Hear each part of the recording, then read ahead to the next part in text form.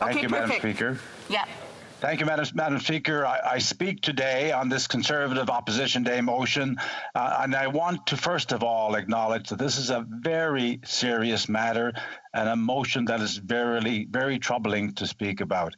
It's a matter of fundamental human rights and the obligations of countries like Canada to call out the actions of states whose actions and practices of widespread and systematic abuses of human rights are of such enormity that they require international opprobrium and action. This is a matter on which we need to work together to seek to bring about an end to these practices and to deter other nations who may follow the lead of China if they are ignored and allowed to be carried on with impunity. It's been said that the term genocide is a loaded word, and therefore we shouldn't use it. The Prime Minister has used that expression himself in this House. And yes, it is a loaded word, loaded with the freight of horrors of the past, a word that was not coined until 1944 to describe the implementation of Nazi policies in occupied Europe and mass killings of the past. Other words were not strong enough. And the actions of the Nazis, the mass murder and executions carried out against the Jews, the Roma, and other peoples, as well as homosexuals, persons with disabilities, mental illness, political enemies, or anyone who did not meet their standards. These horrors have cast a long shadow to this day in the minds and memories of mankind. These atrocities were deserving of a new name, and it came to be called genocide.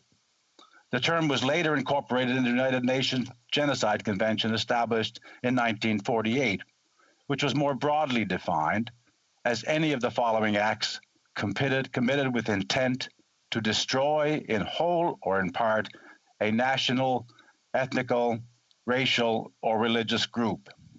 And these acts included the killing of members of the group, causing serious bodily or mental harm to the group, deliberately inflicting on the group conditions of life calculated to bring about the physical destruction in whole or in part, imposing measures intended to prevent births within the group, and forcibly transferring children of that group to another group.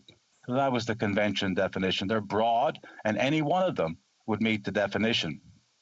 In Canada, the term cultural genocide has been used by no less an authority than the former Chief Justice of Canada, the Honourable Beverly McLaughlin, in a 2015 speech in reference to the policies and practices of assimilation of Indigenous people adopted by Sir John A. Macdonald's government in the early years of Confederation and continued as part of our cultural history.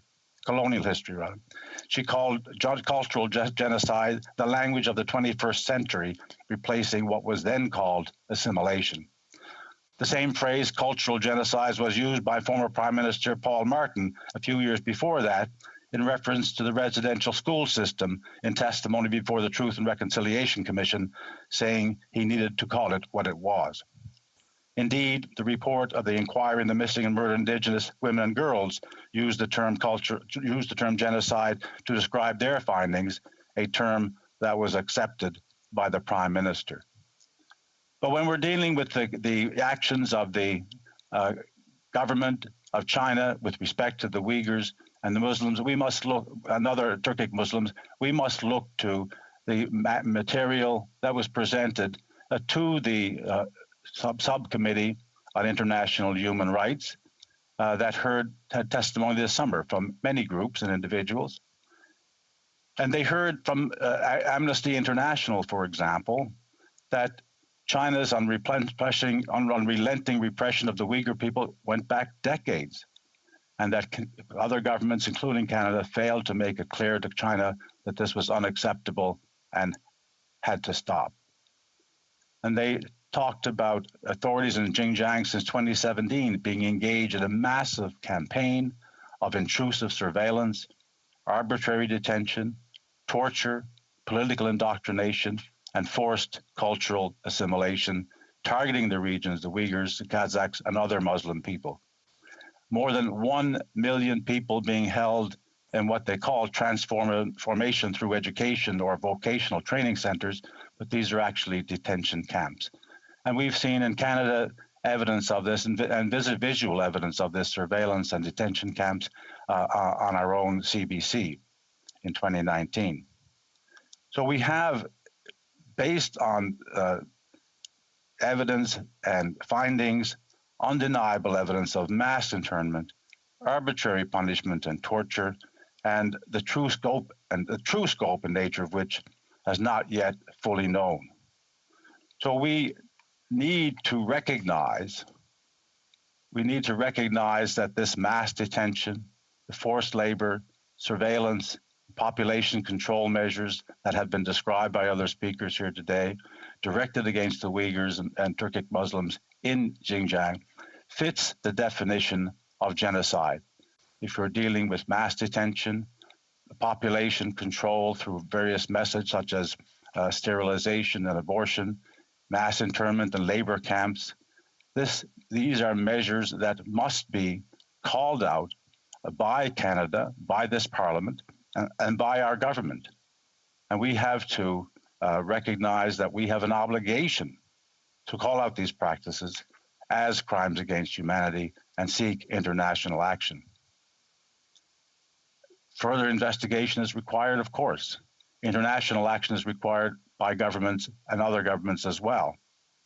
But we need to see that there is no impunity for this type of behavior, that it is called out. Other nations have an interest in what is happening in China for the sake of the future of humanity. If these actions go unnoticed, unnamed, unchecked, unacted upon, we endanger not only the people who are affected by this today in China, but all the people of China who are concerned and fear the continuation and further actions of this nature, not only in China, but in other parts of the world. This cannot be allowed to operate with impunity in the world. Otherwise, we endanger the other nations following suit, following the example of how to treat people who they wish to assimilate, people who they wish to take actions against, that these practices are acceptable and that they will be repeated. We endanger, Mr. Speaker, by not acting, we endanger, in fact, the future of mankind. We see the future of humanity potentially being changed if this kind of action is allowed to continue in China, if it is followed by other nations who feel that they can do the same thing with impunity, and action must be taken. So it is incumbent upon us, Mr. Speaker, to follow and support this motion, because it does, in fact, call out the actions of China for what it is, and acts that are included in the definition of genocide under the Convention Against Genocide, and requiring action to be followed. Hopefully, the government, by adopting this, will also encourage other nations to do the same, continuing to be able to put pressure upon China to change these practices, to end these practices, and make sure that they are not continued either in China or elsewhere. It is something that requires some example by this Parliament, first of all, and the government, to hopefully encourage other nations to follow suit. Those are my comments, Mr. Speaker, and I would welcome any questions or comments from other members of the House.